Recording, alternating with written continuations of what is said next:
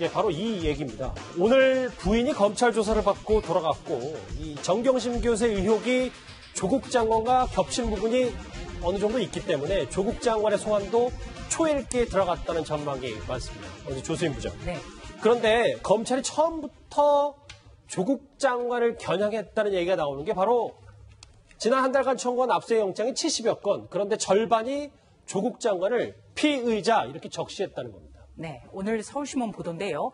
8월 27일부터 시작된 조국 장관과 관련한 압수수색이 70여 건입니다. 그런데 그 압수수색 영장 70여 건 중에 절반이 대표 피의자로 조국 장관, 조국 이렇게 적시하고 있다는 겁니다. 그렇다면 이번 검찰 수사는 조 장관을 겨냥해서 수사가 처음부터 이루어진 것도 아닌가, 이런 추론이 가능하다는 겁니다. 여기에 대해서 법원행정처는 확인해 드릴 수 없다, 이렇게 공식적으로는 밝히고 있습니다. 예.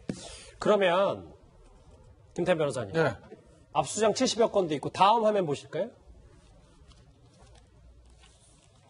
최순실 씨를 고발했던 진보단체가 검찰에 조국 장관을 고발했어요. 66억 뇌물 받았다는 얘기로.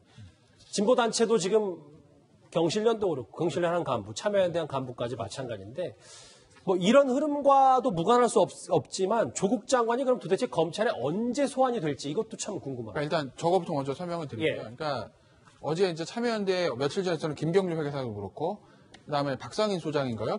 경실련 관계자.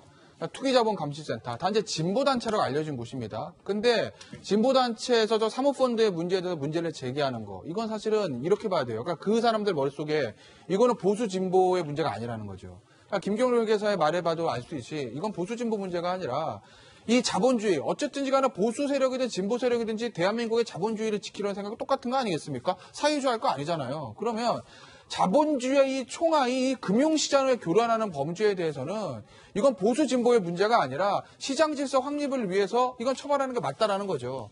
그래서 아마 그 참여연대 간부, 그다음에 투기자본감시센터도 이 문제를 들고 나온 것 같고, 그리고 저 투기자본감시센터에서 조국 장관을 고발하면서 한 얘기가 이런 얘기가 있습니다. 본인은 문재인 대통령의 지지자다. 끝까지 문재인 대통령을 지지할 거다. 성공을 기원한다. 다만 이 문제는 이렇게 처리하면 안 된다라는 게 저 투기자본감시센터에서 고발한 어떤 저 간부의 얘기였습니다. 질문 하나 더요. 아까 얘기했던, 그러면 지금 제목은 초읽기에 조국 장관 소환했다고 하는데 어느 정도까지 예상을 하세요? 그거는 제가 봤을 때 소환을 할 거예요. 근데 이제 소환을 함에 있어서 그 전에 사전적으로 일단 정경심 교수의 신병을 확보한 다음에 그 다음에 조국 장관의 소환 날짜가 정해지겠죠. 그때쯤 되면 검찰은 약간의 정무적인 판단을 할 겁니다. 일가족 넷 중에서 어디까지 기소할 것이며 또 어디까지 구속영장을 칠 것이냐라는 어떤 그런 문제에 대한 판단을 한 후에 조국 장관에 대한 어떤 소환 일정을 잡을 겁니다. 예, 조수인 부장님. 네, 정경심 교수가 오늘 조사를 받다 돌아갔기 때문에 추가 소환 조사가 불가피하죠. 예. 그렇다면 추가 소환이 있어야 되고요. 그리고 여기에 대해서 구속영장을 청구한다라도 영장 실질심사 등 이런 일정을 고려했을 때 다음 주까지는 정경심 교수의 신병에 대해서 결정을 해야 됩니다. 검찰이 정 교수한테 집중할 거다. 그렇습니다. 예. 그런데 흥미로운 거는 대검찰청에 대한 국정감사, 검찰총장이 나오는 국정감사가 10월 17일에 있습니다. 그렇기 때문에 다음 주 지나서 10월 17일 이전, 이렇게 우리는 생각해 볼 수 있겠습니다. 2주 전후로 해서 조국 장관의 소환 여부도 결정이 될 거죠. 예. 알겠습니다. 이 소식까지 짚어봤고요. 저희 마지막으로 현장 한번 가보겠습니다. 이 시각 광화문 광장입니다.